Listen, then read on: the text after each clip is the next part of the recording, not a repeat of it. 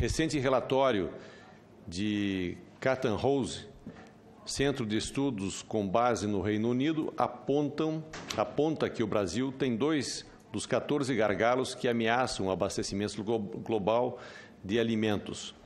3 deles estão na América Latina: o Canal do Panamá, as rodovias do interior brasileiro e os portos do sul e sudeste do Brasil.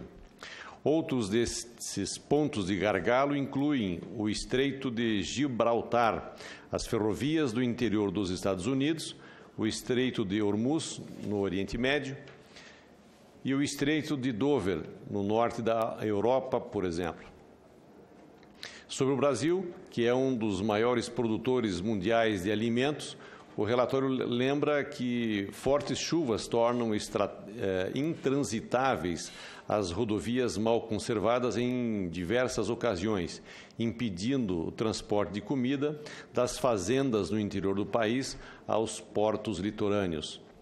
Conhecemos bem essa realidade e até vínhamos melhorando nossa infraestrutura, que sofreu um forte revés com a crise econômica que se agravou a partir de 2014. Com a retomada do crescimento, estima-se que em 2018 voltaremos a movimentar o mesmo volume de cargas de 2014, antes do agravamento da crise econômica. No entanto, nesse período, os investimentos anuais em infraestrutura caíram de 52 bilhões de reais para 35 bilhões de reais, 1/3 inferior ao patamar pré-crise, ou seja, o país deve se deparar com um entrave logístico maior do que em 2013 ou 2014. Esse é o resultado dessa crise econômica, agravada pela crise política, que deixou o país em recessão e mais de 14 milhões de desempregados no Brasil. Acredito que o país tem condições de superar essa crise, mas muito mais do que reformas administrativas e gerenciais, o Brasil precisa de uma grande reforma na sua infraestrutura. Precisa recuperar e ampliar sua malha rodoviária, modernizar os portos, implantar ferrovias, construir armazéns e consolidar novos polos para a exportação do agronegócio, como, por exemplo, o polo em Porto Velho, via a hidrovia do Madeira, com a duplicação da BR-364, a reconstrução da BR-319 e a construção da ferrovia de Sapezal a Porto Velho. Na situação atual, sem as melhorias projetadas para o setor de transporte, nesses 4 anos de crise, o que vimos foi um aumento do chamado custo Brasil,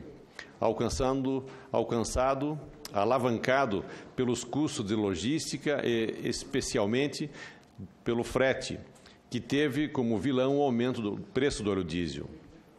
Só nos últimos 12 meses, o óleo diesel encareceu 6,2%, sendo que em 2016 o aumento foi de 13%. Esse é o resultado da nova política de preços adotada pela Petrobras, de reajuste dos combustíveis conforme a variação cambial e a cotação do petróleo no mercado internacional, o que, na verdade, serve para o governo arrecadar mais impostos para o pagamento do superávit primário. O fato é que o aumento dos custos de logísticas vem do aumento dos custos com o transporte. Com a crise, os investimentos públicos e privados na infraestrutura para o escoamento das cargas deram marcha ré. Para tentar resolver esse problema, o governo lançou recentemente o programa Avançar, que prevê investimentos de 130 bilhões de reais até 2025, na retomada das obras que estavam paralisadas ou em ritmo lento ou em novas obras de infraestrutura já projetadas. No entanto, estimativa da consultoria Interbrasil prevê que do valor anunciado pelo governo, apenas 36 bilhões de reais serão direcionados em 2018 para rodovias, ferrovias, aeroportos, portos e hidrovias, 30% menos do que foi desembolsado em 2014.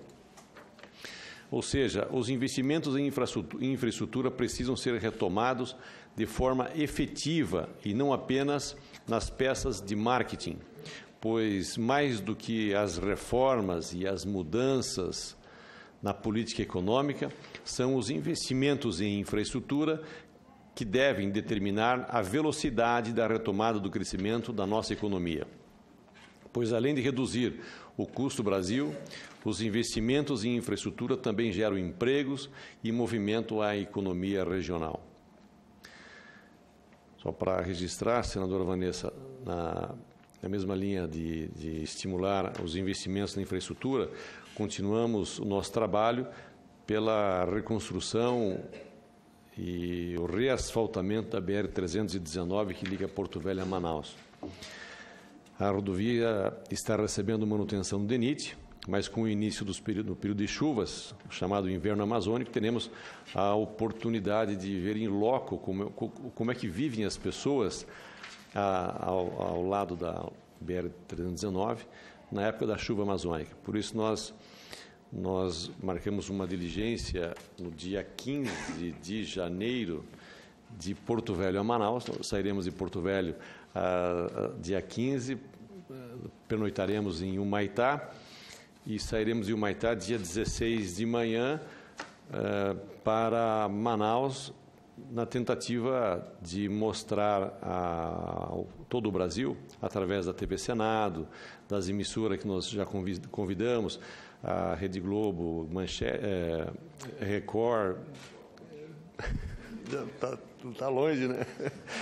A Globo, a Bandeirantes, a Tupi, estão todas convidadas. A Record, a SBT, Rede TV e principalmente a TV Senado, para acompanhar essa diligência e mostrarmos ao Brasil as dificuldades que têm essas pessoas que vivem ao longo da BR-319 e também aqueles produtores, no caso de Rondônia, a dificuldade que eles têm para levar o seu produto até a cidade de Manaus. Então,